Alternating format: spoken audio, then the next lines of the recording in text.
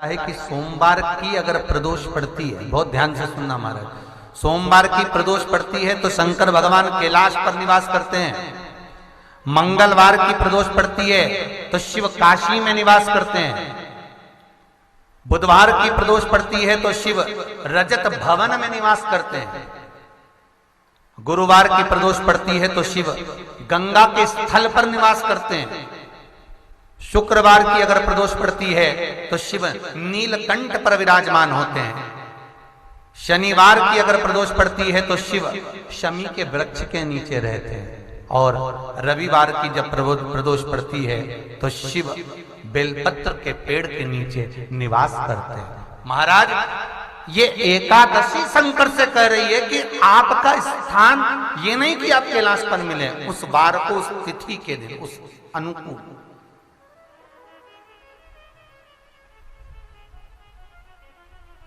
हमारे यहां कहते हैं सोमवार की जो प्रदोष पड़ती है वो इच्छा पूर्ति करती है।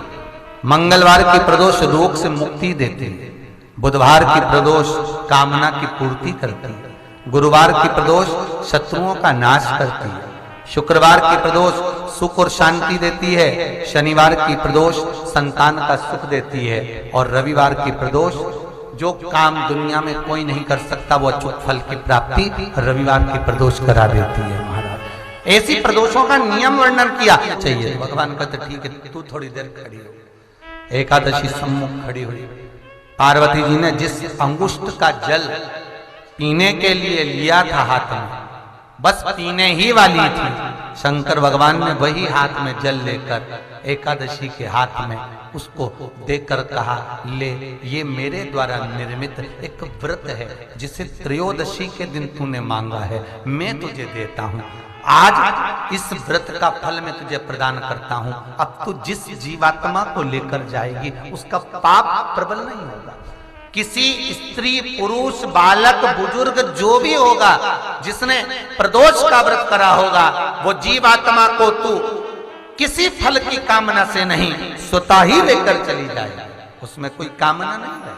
बन सके जीवन में 11 प्रदोष या 26 प्रदोष करने के बाद आप उसका उद्यापन कर कर विराम भी दे सकते।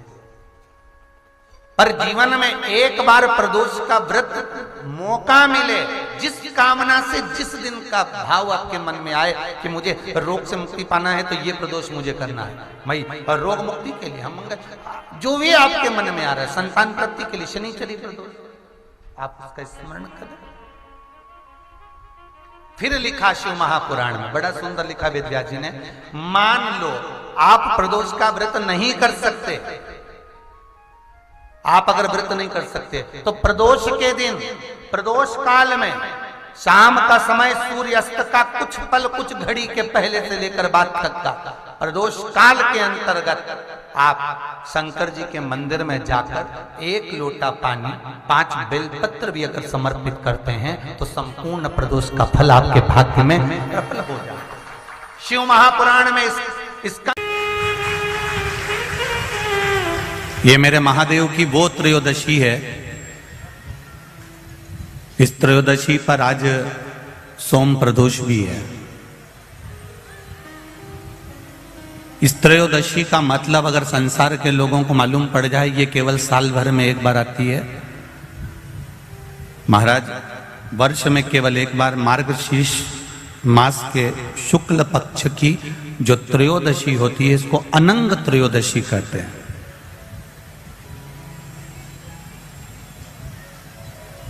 इस त्रयोदशी का महत्व, जिसके परिवार में पति पत्नी का झगड़ा होता हो, जहां अदालत तक बात पहुंच गई हो, या बेटियां मायके रह रही हो, पति कहीं दूसरी जगह रह रहा हो, या किसी पति का या पत्नी का स्मरण कहीं दूसरी जगह हो, इस अनंग त्रयोदशी का मात्र स्मरण, इस अनंग त्रयोदशी का मात्र पूजन, पूरे साल भर में आप शंकर भगवान की आराधना करते हो, पर इस अनंग त्रयोदशी की आराधना का फल ही दूसरा है, इसका महत्व ही दूसरा है।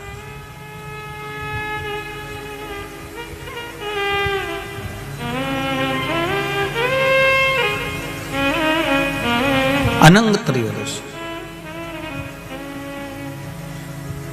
जिस दिन केवल भगवान शंकर के शिवलिंग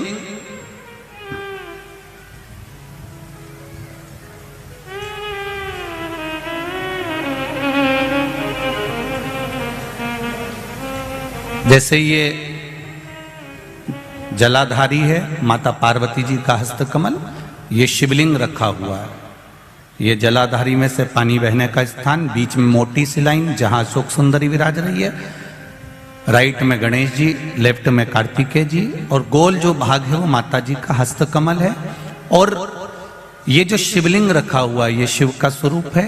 जहां पर भगवान शंकर का शिवलिंग रखा हुआ है उस स्थान पर आज अनंग त्रयोदशी के दिन मात्र जिस पति पत्नी का आपस में बैर चल रहा हो, अदालत में झगड़ा चल रहा हो, विवाद चल रहा हो, आपस में प्रेम समाप्त हो गया हो, एक दूसरे का सम्मान करना भूल गए हो, बात बात में झगड़ा करते हो, जरा जरा सी बात में मन मोटाव हो जाता हो, वो केवल एक कच्चे दूध की मात्र उंगली को भिंगाकर अगर जहां शिवलिंग रखा हुआ है वहां पर केवल कामदेव रति शिव और पार्वती का नाम लेकर मात्र उस कच्चे दूध की मात्र उंगली ही फेर देते हैं तो उन पति पत्नी का जिंदगी में कभी विवाद नहीं हो सकता और कभी गलत मार्ग पर वो जा नहीं सकते। ये अनंग त्रयोदशी की महत्वता है, आज की महत्वता।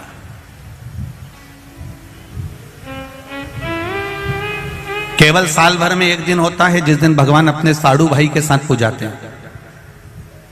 केवल साल भर में एक दिन होता है जिस दिन महादेव कामदेव के साथ पूजाते हैं। केवल साल भर में एक दिन होता है अनंग त्रयोदशी का दिन जिस दिन भगवान शंकर ने कामदेव को भस्म करा था और उसको अनंग कर दिया था।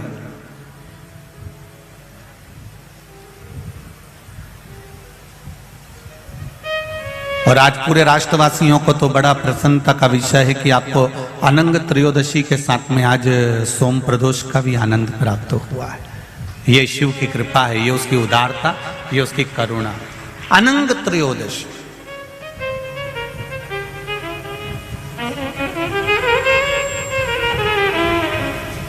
अनंग त्रयोदशी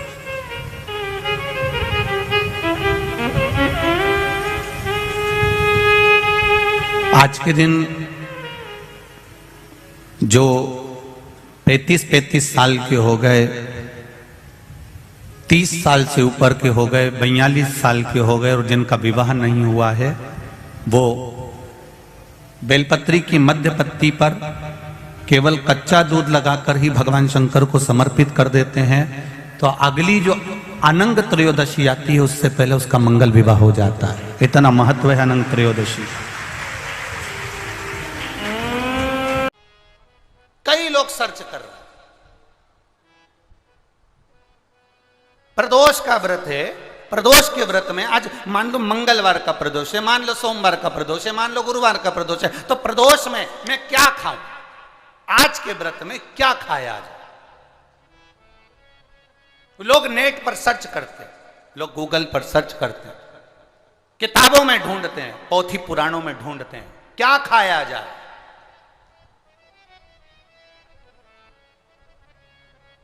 हम क्या खाएं जिससे भगवान हमारे व्रत को स्वीकार करे और हमारे व्रत को स्वीकार करे और हमें दर्शन दे। हम क्या खाएं? हमारा तो केवल इतना सा निवेदन है, किसी भोले व्यक्ति का, किसी गरीब व्यक्ति का धन मत खाओ, प्लाट मत खाओ, उसका पैसा मत खाओ। अगर तुमने उसका प्लाट नहीं खाया, उसका पैसा नहीं खाया, उस गरीब व्यक्ति का, उस भोले व्यक्ति को तुमने धोखा देकर कुछ अगर खा लिया तो समझ लो कि भगवान तुम्हें माफ नहीं करेगा। तुम कुछ खाओ चाहे मत खाओ, पर किसी सीधे, किसी भोले और किसी गरीब व्यक्ति का हक मत खाओ, तुम्हें व्रत का फल मिल जाए, तुम्हें व्रत का फल प्राप्त हो जाएगा।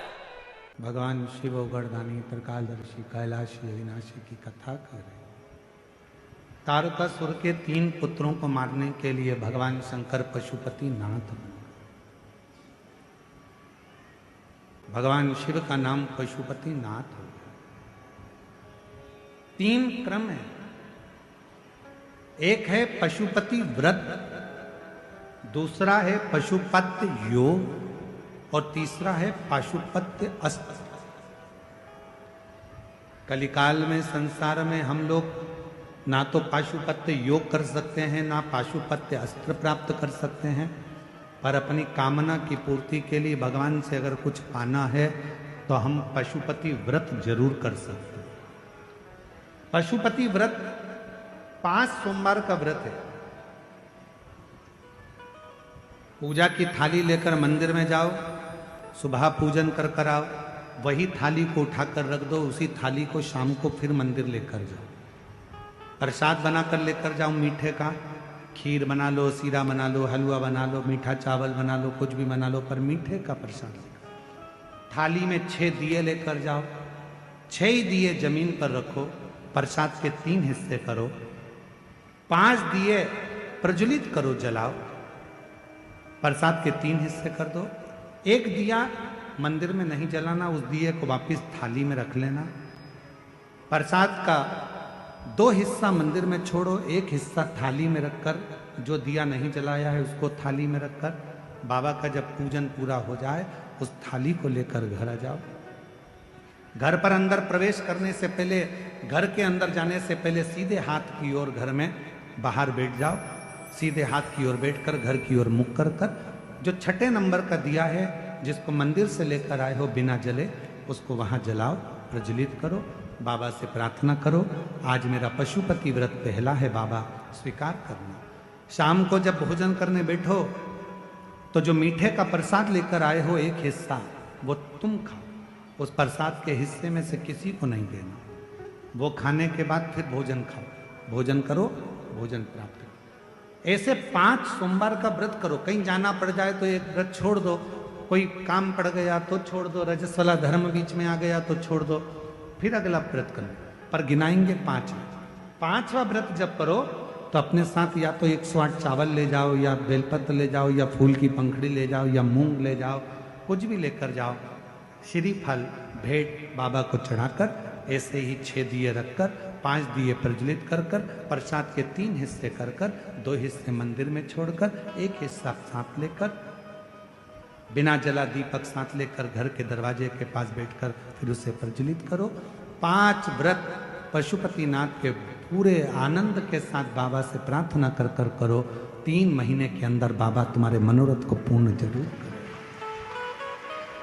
एक बार नहीं सुने, दूसरी बार करो, 2-2 महीने छोड़ कर करो, पर पशुपति व्रत करते रहो। जितना पशुपति व्रत फल देता है, जैसे पाशुपत्य अस्त्र में बल होता है, जैसे पाशुपत्य योग में बल होता है, उससे 1000 गुना ज्यादा बल पशुपति व्रत में होता है।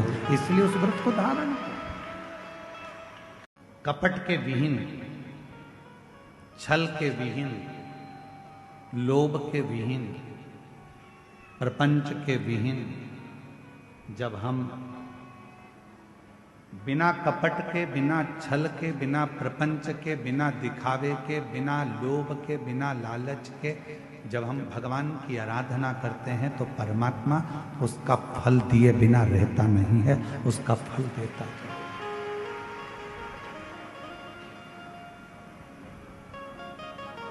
जैसे प्यार और उधार 2 चीजें हैं। जम के बोलो, क्या क्या? जम के बोलो। पहले नंबर पर प्यार और दूसरे नंबर पर उधार। बोलो जम के, क्या क्या चीज? आवाज नहीं आई, जम के बोलो। प्यार और उधार, ये हर किसी को नहीं दिया जाता।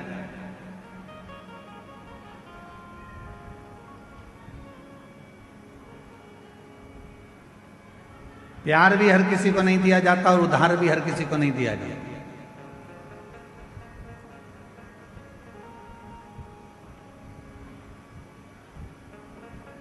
कोई बंठन के तुम्हारे सामने आ गया,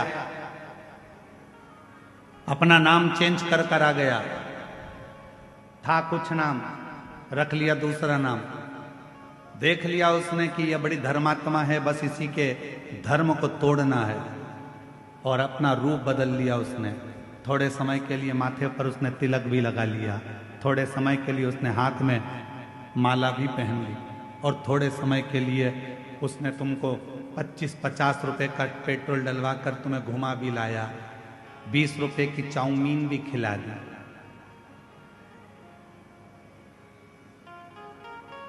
और तुमने उसको प्यार दे दिया।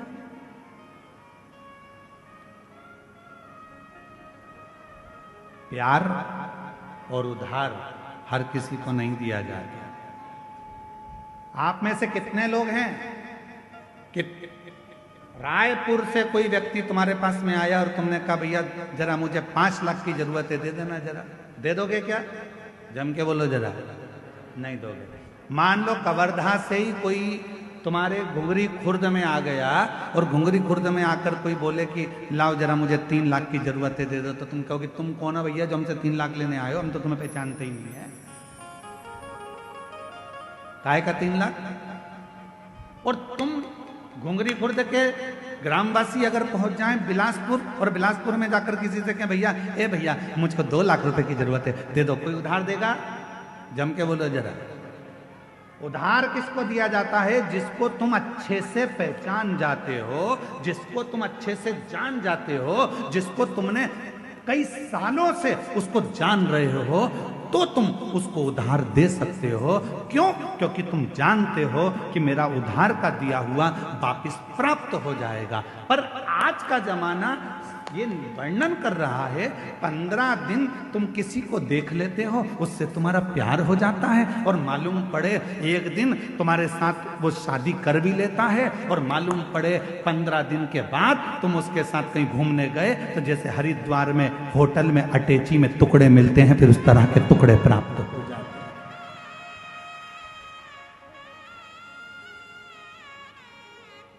उधार देने से पहले हमने देखा कि कितना समय पुराना है, कौन है, हम इसको इतने साल से जानते हैं, हम इतने साल से पहचानते हैं, तब हमने उसको उधार दिया कि हमारा उधार प्राप्त हो जाएगा। उधार भी 50 बार सोच कर दिया जाता है और प्यार भी 50 बार सोच कर दिया जाता है। ये हर किसी को नहीं दिया जाता जो तुम्हारे टुकड़े कर कर कहीं फ्रिज में भर देता।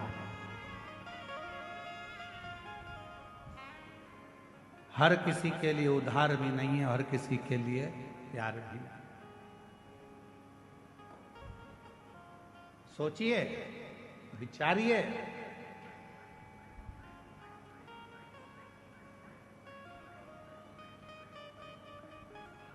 और थोड़े दिन के बाद मालूम पड़ा कि ये तो जिससे मैंने स्नेह करा, जिससे मैंने प्रेम करा, ये तो हमारा धर्म का ही नहीं है, सनातनी ही नहीं है।